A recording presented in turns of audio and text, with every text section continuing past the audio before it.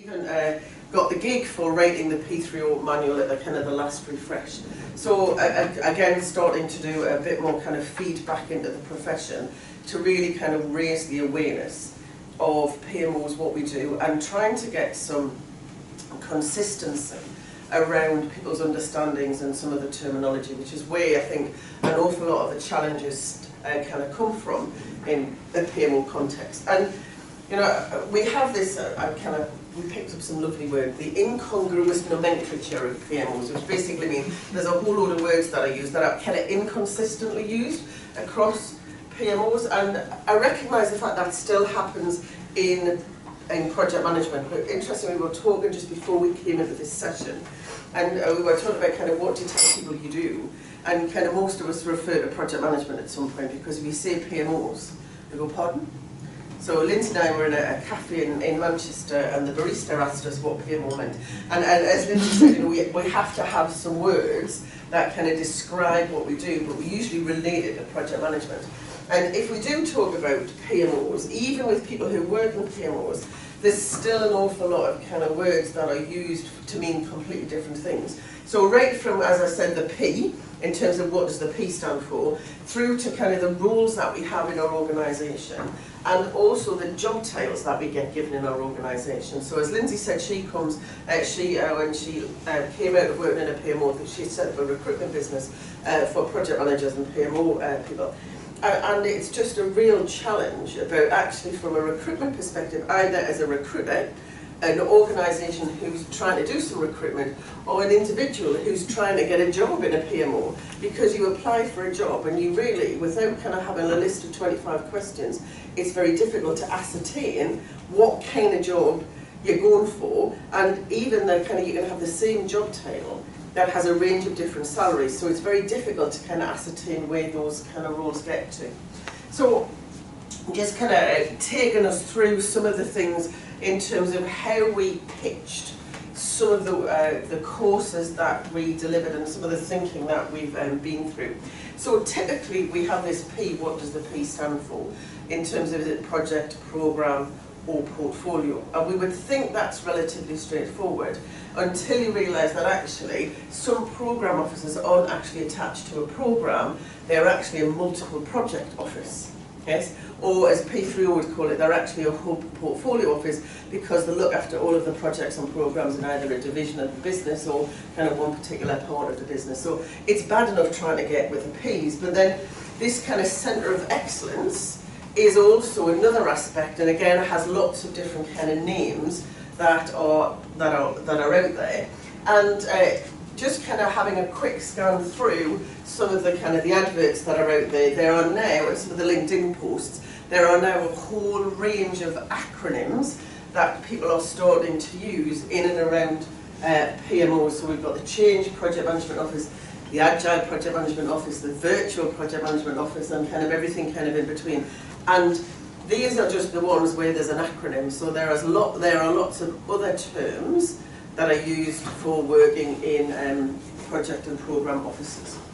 And of course, we have kind of P3O, which is always fascinates me how people use that phrase as well. So we have this real struggle to kind of decide on kind of what's appropriate depending on what office you work in.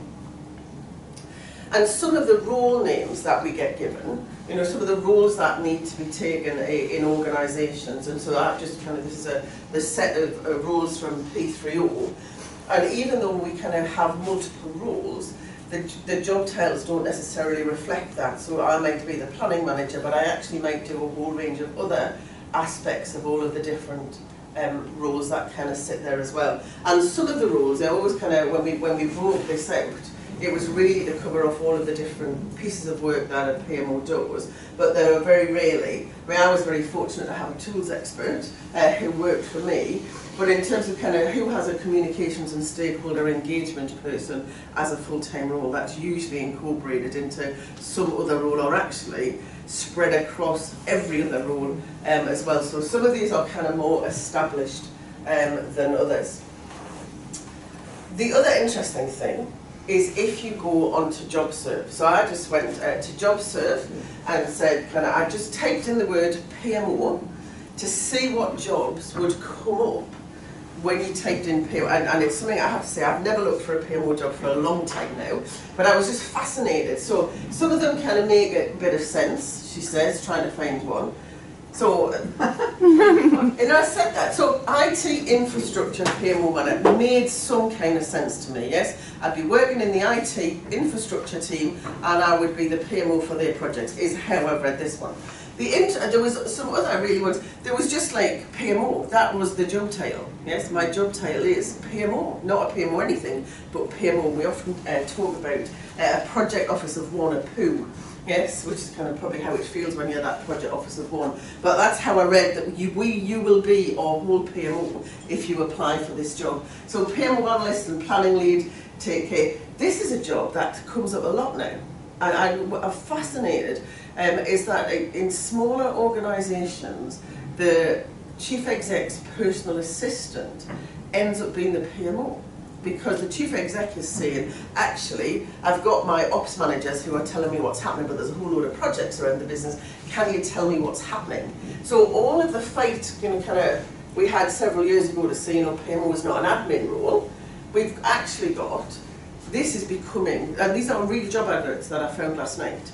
Right? This is a kind of real person who's come to be a chief exec's personal assistant, but at the same time needs to actually in some cases set up a PMO and actually run a PMO as well, which is an interesting skill set to have for that kind of role. And we, Lindsay and I had this kind of conversation because we had a couple of people turn up on one of our courses and said, actually, that's our job. We are the chief exec's personal assistant, and they've asked us to set up a PMO about where do we start, methodology, reporting, all of the rest of it, which is fascinating. So we still get this kind of mixture between project and PMO manager. So you might be doing a bit of projects and you might be doing a bit of PMO.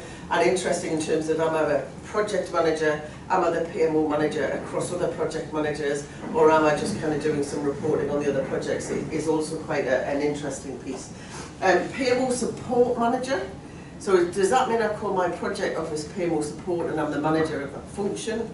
Not quite sure about that one. And this one I found quite interesting. PMO business operations manager. So we've all probably heard the phrase of run the business, change the business. So we're now saying, actually, is that manager doing both? Yes, because business operations to me is all about business as usual activities, and actually the PMO bit is all about the change the business and kind of potentially, if they're doing true portfolio, is about how the link comes together.